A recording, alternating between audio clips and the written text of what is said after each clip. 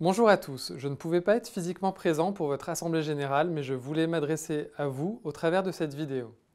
D'abord, pour vous saluer chaleureusement pour la première fois, j'ai été nommé il y a seulement quelques semaines et je suis impatient de vous rencontrer très bientôt, car nous avons de nombreux sujets à travailler ensemble. Nous aurons l'occasion de le faire dans les prochaines semaines, puisque je souhaite que vous puissiez participer aux travaux du Conseil national de la refondation que nous avons lancé avec le président de la République. Ce Conseil de la refondation, c'est une nouvelle méthode de travail qui permet de réunir des acteurs très différents et par-delà ce qui les distingue pour préparer l'avenir sur des grandes questions comme la santé, l'éducation ou la transition écologique.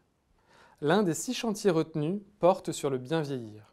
Il y a urgence à anticiper la transition démographique qui est devant nous.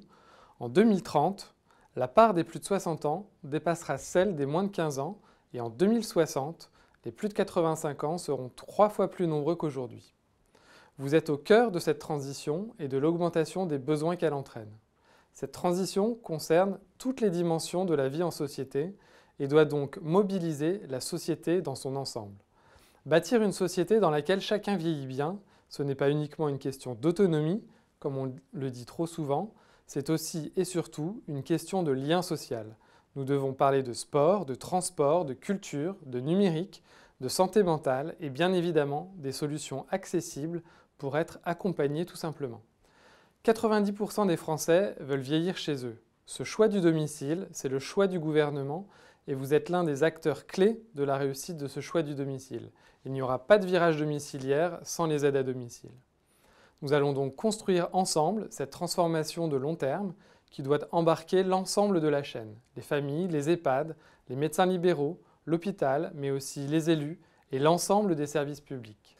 Mais avant 2030, il y a 2023 et je connais les urgences auxquelles vous êtes confrontés, notamment en matière de pénurie de personnel. Pendant ces années de crise, vous avez tenu bon et la société ne doit pas oublier ce qu'elle vous doit, comme ce qu'elle doit à toutes ces professions essentielles qui font vivre le lien et le soin. Le gouvernement prend donc des mesures d'urgence, notamment pour aider chacun à faire face à l'inflation, et nous aurons l'occasion de faire de nouvelles annonces dans les prochaines semaines. La question de l'organisation du travail et des salaires est essentielle, mais ce n'est pas la seule. Il faut parler de la reconnaissance, de la place que les aides à domicile tiennent dans notre société, tiennent pour faire société. C'est pourquoi je vous annonce la création d'une journée nationale des aides à domicile. Elle sera l'occasion de mettre un coup de projecteur sur ces centaines de milliers de personnes qui prennent soin et accompagnent de manière professionnelle les personnes vulnérables dans leurs gestes de la vie quotidienne. Cette journée renforcera aussi la prise de conscience collective des Français de ce qu'est la fragilité, la perte d'autonomie et le handicap. J'ai l'habitude de dire que nous sommes tous vulnérables et que les vulnérabilités sont aussi des richesses pour la société. C'est l'expérience que j'ai tirée de mes 11 ans dans une grande organisation humanitaire, la Croix-Rouge, qui mettait le sens et l'impact au cœur de ses métiers. C'est ce que vous faites au quotidien.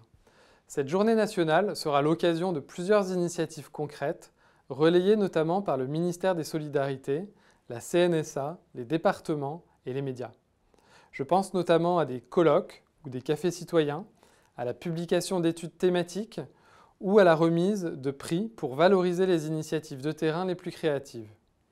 Vous avez proposé une date symbolique pour cette journée, le 7 août, date de la promulgation de la loi qui a créé la 5e branche de la sécurité sociale dédiée à l'autonomie.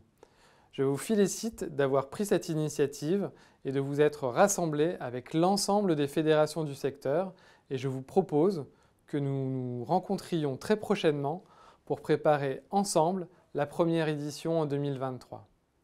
Je vous remercie et vous souhaite une excellente Assemblée générale.